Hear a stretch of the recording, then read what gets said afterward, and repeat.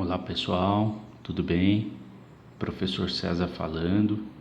Estamos aqui para mais uma atividade de ensino remoto de emergência. Atividade 4, como fazer história da ciência. Muito bem, inicialmente de maneira presencial, nós já cumprimos a primeira etapa do curso, ok?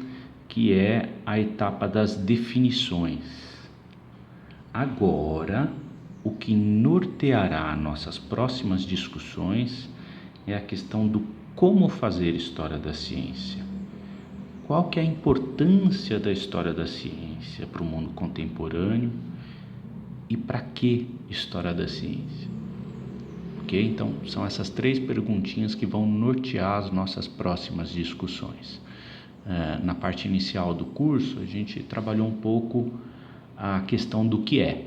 O que é ciência, o que é tecnologia, o que é história da ciência, o que é epistemologia, o que é filosofia da ciência. Agora, a ideia é tentar discutir o como fazer história da ciência e qual a importância da história da ciência para o mundo contemporâneo. Ok? Então, para começarmos a nossa reflexão, eu passei para vocês 2 textos para que vocês fichassem, né? Fizessem um relatório de leitura. Um texto é o texto da Lilian e o outro é o texto da Ana Maria Alfonso Goldfarb. Então, vamos começar pelo texto da Lilian, né? O texto da Lilian tem como tema História da Ciência, Objetos, Métodos e Problemas.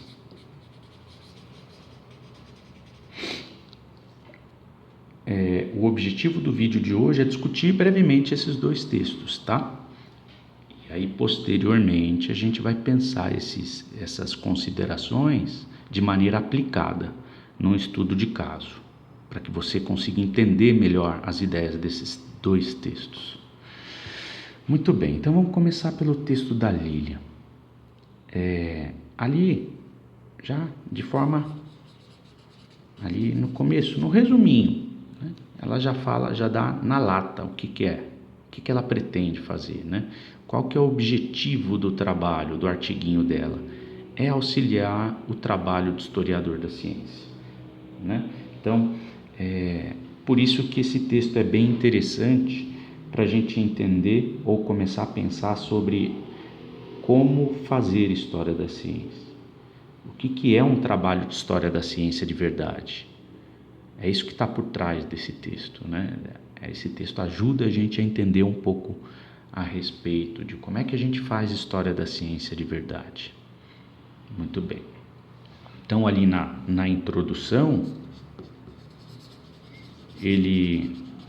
o texto coloca para a gente já que existem 2 abordagens possíveis em história da ciência. Uma delas é a abordagem interna ou internalista, que ela chama de abordagem conceitual, e a outra é uma abordagem externa ou externalista, que ela chama de não conceitual, que leva em conta o contexto. E aí ali na introdução ela mostra os 2 tipos de abordagem e usa como exemplo a teoria de evolução de Lamarck, para você entender um pouquinho a respeito do que é uma abordagem internalista e o que é uma abordagem externalista. Nós já discutimos essas abordagens em sala, estamos só retomando, né? E aí, terminando essa parte introdutória, o texto coloca a questão para a gente, né, de como encontrar um bom tema em história da ciência. Como encontrar um bom tema em história da ciência. E o resto do artigo inteiro vai nessa linha de te mostrar como é que você faz um bom trabalho de história da ciência, como é que você encontra um bom tema e vai desenvolvendo isso. Muito bem.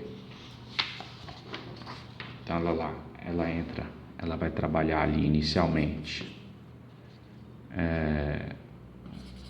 como se aprende a fazer uma pesquisa em história da ciência, né? E aí ela começa a trabalhar o tema de como encontrar um bom trabalho, né? Um bom tema.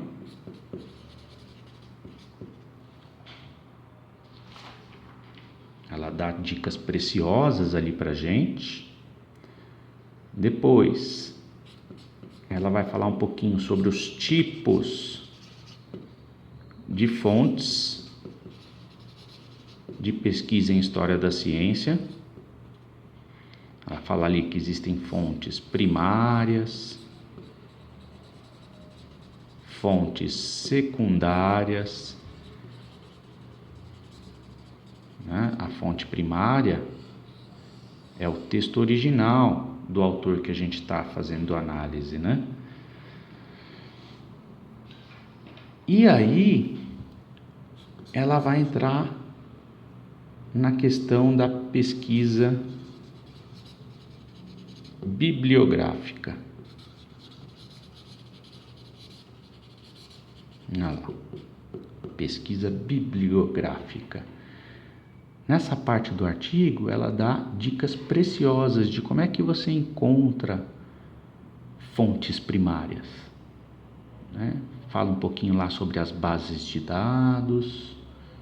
Ela está dando dicas de como é que a gente faz um bom levantamento bibliográfico a respeito do tema, né? Então tá lá falando de base de dados, da Gálica, da Biblioteca do Congresso, tem o Google Books também, mais recentemente. E por último, no artiguinho, ela vai falar sobre alguns problemas em história da ciência. Aqui, nesse item, nessa parte do artigo, ela fala para a gente tomar cuidado com história da ciência meramente descritiva, tomar cuidado com história da ciência anacrônica, né? Aquela história da ciência que pensa só o que é bom, né? Tomar cuidado com ideologia, cuidado com apudismo, né? Então, é sempre cuidado com pensar só aquilo que corrobora com a tese, né? Então, artigo muito tendencioso, que só pensa aquilo que corrobora com a tese dele, né? Não dá espaço para o contraditório. O contraditório é importante também, né? Então, é essa a ideia do artigo da Lilian, né? É mostrar para a gente, mais ou menos, o que é um trabalho em história da ciência, né? O que é um trabalho de história da ciência de verdade. Muito bem. Para complementar o trabalho da Lilian, vamos fazer uma análise bem rápida do texto da Ana Maria Alfonso Goldfarb. Então vamos lá. Então agora nós vamos para o outro texto para fazer uma análise bem rápida. Então o texto da Ana Maria Alfonso Goldfarb tem como título Documentos, Métodos e Identidade da História da Ciência. Então, Centenário Simão Matias.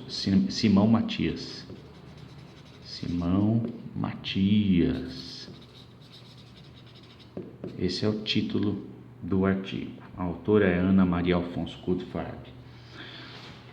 Bom, lá no artigo, inicialmente ele fala sobre o centenário Simão Matias.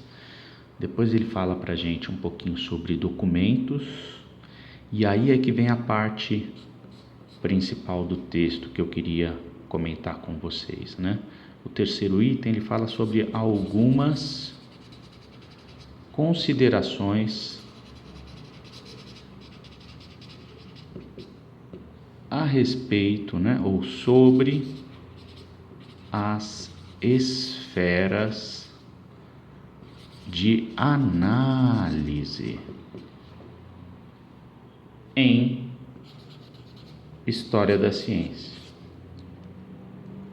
né? E aí nesse item do artigo, ele comenta lá que inicialmente até a década de 30, a esfera de análise, a única esfera de análise da história da ciência, compreendia principalmente a dimensão interna, né? Era um olhar internalista, ou seja, era uma esfera epistemológica, ou seja, conceitual, conforme a Lilian disse no artigo anterior dela. E aí é muito interessante a gente entender, né, o que compreende a esfera de análise epistemológica, né? Nessa esfera de análise é dado ênfase principalmente à argumentação científica, né? Então nós vamos ver lá no nosso exemplinho do próximo vídeo, do Dalton. Pega lá o estudo de caso de história da ciência, né? O Dalton discutindo com Gay-Lussac, e aí o Avogadro entrando na discussão, né?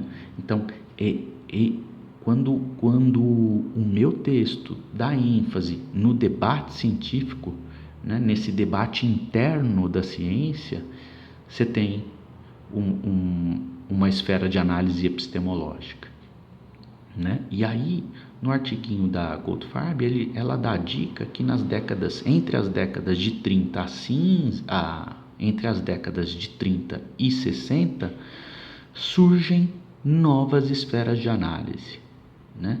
E aí ela fala que surge a esfera de análise contextual, que leva em conta o contexto, e a esfera de análise historiográfica, que leva em conta as muitas variâncias da história da ciência que foram surgindo, né? Leva em conta também a redefinição e ampliação dos objetos de estudo em história da ciência, e leva em conta, inclusive, a redefinição e ampliação da noção de ciência, né? A gente fez aquela discussão a respeito do critério de demarcação, que é um problema antigo da filosofia da ciência.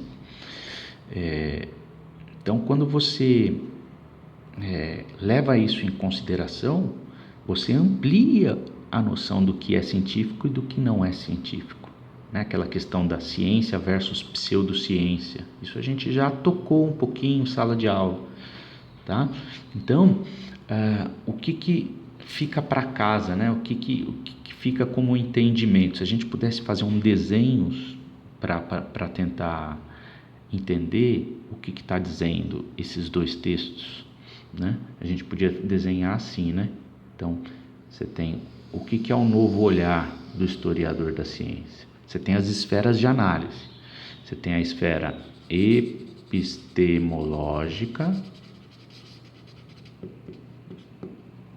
que analisa o debate interno, o debate científico, ok? Você tem a esfera contextual, que surgiu principalmente a partir da década de 30. E você tem a esfera historiográfica.